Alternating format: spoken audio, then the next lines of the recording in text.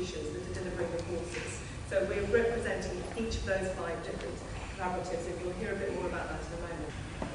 So there were some project assumptions about CYP Iapt, and it was very different from Child Iapt, and I think this is one of the misconceptions about the programme. There are some very specific needs of children and families that are being met, and there are some key Iapt quality markers that people might be familiar with. Evidence-based practice obviously being one of them, routine outcome monitoring, and the emphasis on strong supervision. So there are some core implementation components, again, which some of you will be familiar with. The identification of partnerships. So these are the partnerships that each of our collaboratives are working with. The training of supervisors, the training of therapists, workplace supervision, routine outcome monitoring, leadership and management training, and then CAPA and other collaborative systems. This is a course that is run, broadly speaking, in just under a year. I think everybody's doing it just under a year. And it's 4 days a week. There's an expectation that people are working 4 days a week, 2 days a week in university and 2 days a week in their existing jobs. It is called systemic family practice. This is really to make sure that there's some sort of distinction between systemic therapy, which is a 4-year training to be a systemic psychotherapist, and something which is, people have skills, but it's at a lower level. So people have to be working in camps, they have to be experienced in camps, and they have to have a prior professional qualification. There is, as with all our courses, a little bit of leeway of APELing, but it's mainly assumed that they would have a definite qualification. And we would expect people to, yes, be doing probably what they were all doing before, meeting with families, making assessments and so on, because, you know, a lot of camp services don't have anybody who's qualified to work with families. But we hope that they were doing it better. And that's the whole assumption of the exercise, is that people are doing this work and they need to be skilled up. They also have to have had some experience working with families and be able to have the supervision that they need to have in their workplace, get the cases they need to have, and be supported. If you do want to look at the whole curriculum, it's available on the CYP Iapt website, and the curriculum is there as a whole. So you download the curriculum and you've got everything from CBT, parenting, and so on, and then you've got the systemic curriculums, and there you can see the detail of what there was. Next slide. And we know that those are the things that we have to do, the basic module, pressure, self-harm, conduct disorder, and then a double module you might do, which is eating disorders. And of course, you know, a lot of people who might have done the intermediate training won't actually have focused on these particular specialisms. So some people who are qualified family therapists have been doing the course, so it's not always about lower levels, it's sometimes about higher levels. I think the other bit that is very important from the CYP Iapt point of view is attending to participation of families and attending to feedback, which I think we do very much as part of our work, you know, our relational reflexivity and so on and so forth. So there were lots of things that were very familiar in CYP Iapt to working systemically. The interesting things about this module is the way in which it also incorporates members of the multidisciplinary team who also have to come and join some of the training, because a lot of attention is paid to getting this continuing on, embedded in services, and everybody moving in the same direction.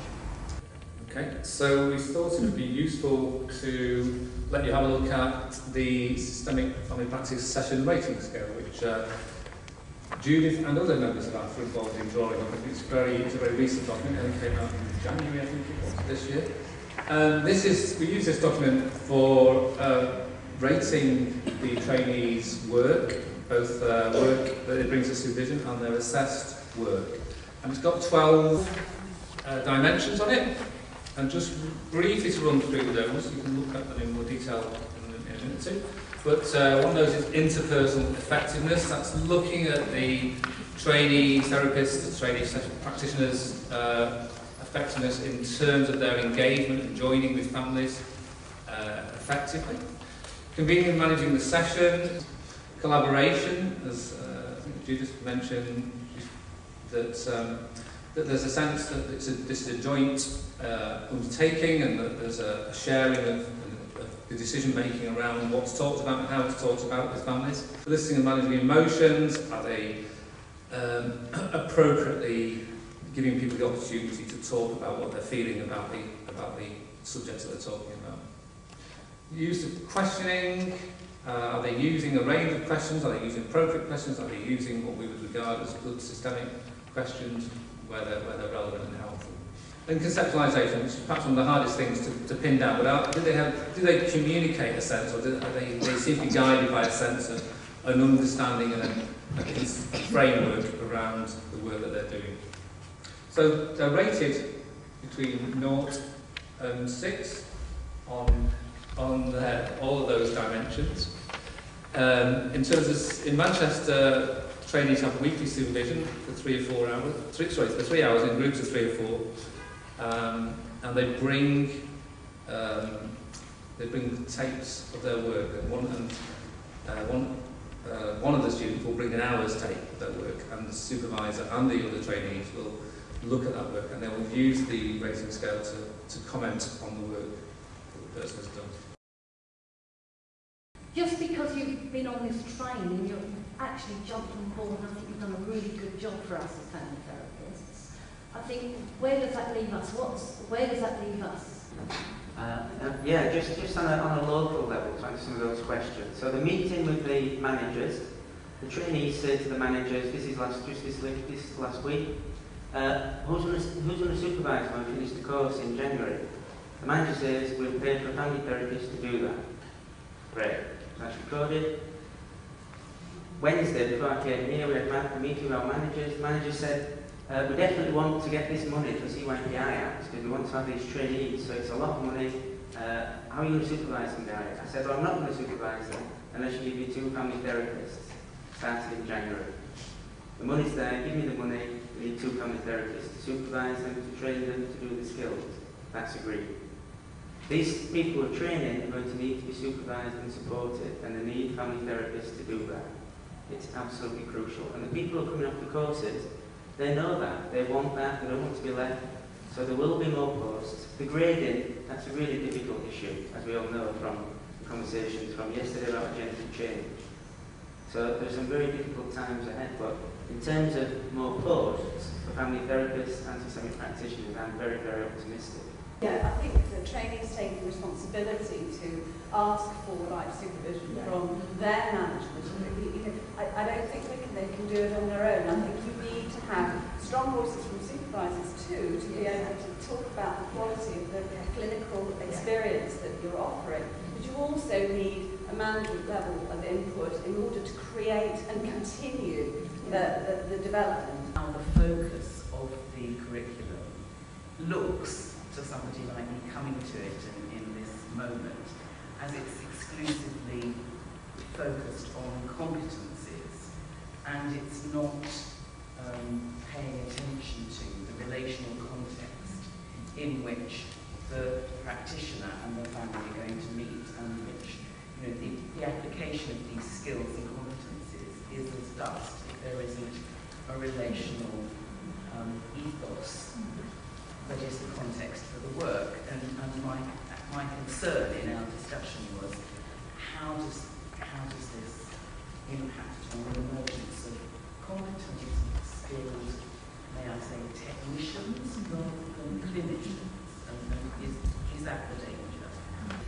The expectation is that the applicants, the trainees, are already competent clinicians. So we're not starting from scratch. So we're actually, to some degree, the relational component that you're describing, which is of course imperative, it's incredibly important, is actually there right from the outset. These are people who are working with huge caseloads, who are very, very skilled expert clinicians in their own right. So I think, perhaps we're geared towards the competency aspects of it because that's what we've chosen to just talk to you about today initially. But my feeling was that we're working with clinicians who've got a wealth of expertise already, and what we're doing is kind of overlaying and helping them to develop their systemic competencies, but they're actually already very skilled people. I guess I just wanted to say a quick thank you, because if I can tell you that trying to get any information about children's Iapt that makes sense within the context of an organisation has been mad. I can only describe it as mad. And I was just told last week, oh no, we've done the CBT on, we're not doing anything else. I mean, in terms of the competencies, I mean, I guess at one level I'm very impressed. You know, they seem very well thought out. They seem to attend to a lot of things that I guess, you know, I was thinking when I was doing my master's training, you know, how would this have been for me? And I think it would have been quite good actually for me. But oh my God, do they realise what they're letting themselves in for? And of course they'll be a bit flooded, won't they, if it all happens within a year. It's like there's no, you know, they're in it. So I'm already aware of a couple of colleagues who've given up on the CBT on because the demands have been so intensive. So those were just, I was interested to hear that we might get some words from students. I'm going to show you a quick film now. It's about 10 minutes. You'll see Mark Rivet in it also, because Mark and I both deliver the MSc, the qualifying course in family therapy in Exeter. One of the things that you'll see in the film is that it really has been key that we develop stronger links with the MDT, with a wider service. And one of the things that we did at Exeter is have a whole service day where we invited clinicians from across the whole region to come and attend a day, particularly on eating disorders. And I have to say, I've worked in Devon for 15 years and I've never been in the same room as many clinicians as came to this event several months ago.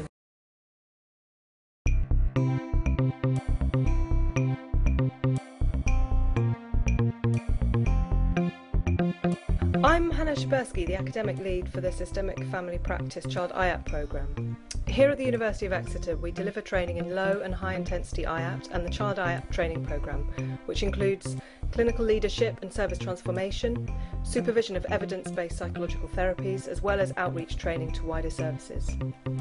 The university provides a postgraduate diploma in evidence-based psychological therapies in parenting, CBT, and this year saw the introduction of the new Systemic Family Practice training. We also offer a qualifying course in systemic practice through the MSc in Psychological Therapies programme, and systemic teaching and practice is strongly embedded at the university. Our current partnerships for 2014 include Devon, Plymouth and Torbay CAMS, so we have trainees attending the course from across the whole of the region. This film presents a short overview of the Systemic Family Practice Child Iapt programme. What we're doing with Systemic Family Practice in Exeter is producing people whose skills in working with families are far better than they used to be. A pragmatic training which helps clinicians, practitioners from a range of different professions to work with families in more cohesive, more skilled ways. I've been really impressed with the university in terms of how it's supported the CYP Iapt programmes over the last few years, and then within the last year trying to embrace the SFP programme as well. One of the things I think has been really positive about systemic family practice coming into the CYP Iapt programmes is it allows people to realise that child and young people's Iapt isn't just about CBT or isn't just about CBT and parenting, which is sometimes a myth around it. So it's very much about principles of evidence-based practice, about collaborative working, and I think SFP is a really good way of demonstrating that and making people realise the sort of reach is much wider than single modalities. I think one of the really positive things about Exeter University is there's a really wide suite of training, sort of clinical training programmes, and so yes, they deliver programmes in CBT, but there's also been historically programmes with psychodynamic but also systemic training programmes. So this has been a natural move for us really in terms of trying to incorporate and deliver it in the CYP Iapt programmes, and I know as a college and a department we're committed to multiple training programmes and embracing that within the trainees that we welcome here. My name's Anna O'Hurley and I'm a project manager with the central team for the Children and Young People's Improving Access to Psychological Therapies. We sit within NHS England at the moment, but we were with the Department of Health from 2011 till this year. How you can go to CAMS, from CAMS to adults and the support and around that, and also the grey area which is 16 to 18, and that needs to be looked at.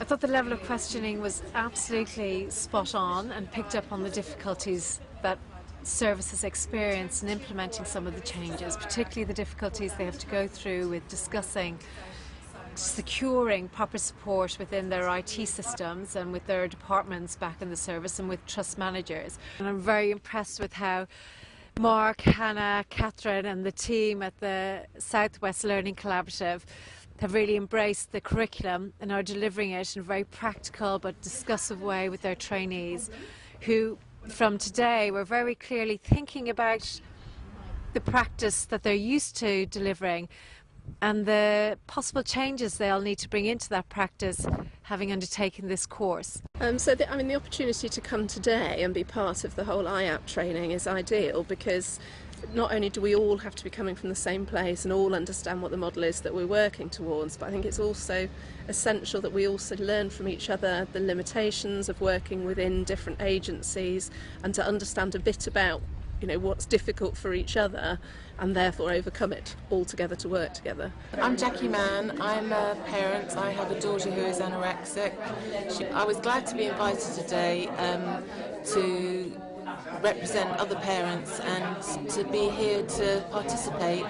Although people talk about evidence-based practice and they talk about the illness, I think it's important for them to also appreciate the feeling, how it feels to be a parent, and some of the desperation and frustration that we feel. If they can support parents, we can actually look after our youngsters better. So rather than trying to deliver just to the youngsters, if they can deliver some sort of package to the parents and to families, then actually it's a double bonus. I'm a child and adolescent psychiatrist in Southern Devon Cams, and I've had a real interest in eating disorders. Really inspiring to know about a model where Cams and paediatrics are working so well together. So I feel really inspired and with new energy to kind of create better relationships in Southern Devon where we're working. I've really enjoyed the session today. It's been really thought-provoking, and it's given me a lot of my colleagues as well. We've had lots of ideas and thoughts about how we can develop our eating disorder work, really. Where we're at, we can sort of gauge. We've had some ideas about where we might be at right now, and we've been also thinking about where we might go in the future, really. And so we found it really useful in that respect. I think I've learned most from just hearing about how other CAM services work and the different ways the model is applied. It can look quite different in different places, but it's always good to hear about that. I think Iapt have supported the development of CYP Iapt, and I think they've really helped supporting people to go ahead and develop the curriculum and to sort of embrace it as an opportunity, not as a threat. Although, and to see that actually having those ideas spread further, not just throughout family therapy, but through other clinical modalities, is really important. It's about the students learning and whether you think they are learning. What's happening to their practice out there with your super? I think at the start for the trainees, some of those things were quite clunky, but they've become more fluent and they've developed ways of using them more systemically, which is really nice to see how that's grown. There's quite a big difference in kind of skills and abilities of the trainees. So there's quite a wide variety of I suppose, already existent or emerging systemic competencies that we are kind of in a group context as well as on a one-to-one need to be supervising, and that's quite challenging actually. For that reason, a lot of the trainees benefited from having a family therapist with them on their second day, and I think that's made a critical difference for some of them. It's been extremely hard work, very stressful, and lots of work, but actually the actual teaching has been amazing. I'm pleased to say that actually I do work quite systemically. I wasn't sure and I didn't know some of the terminology, but actually since coming on this course I realised that actually a lot of the things I do have a name to them, but I never realised what the names were. So I think I've already been doing some of those things, but I've got a long way to go.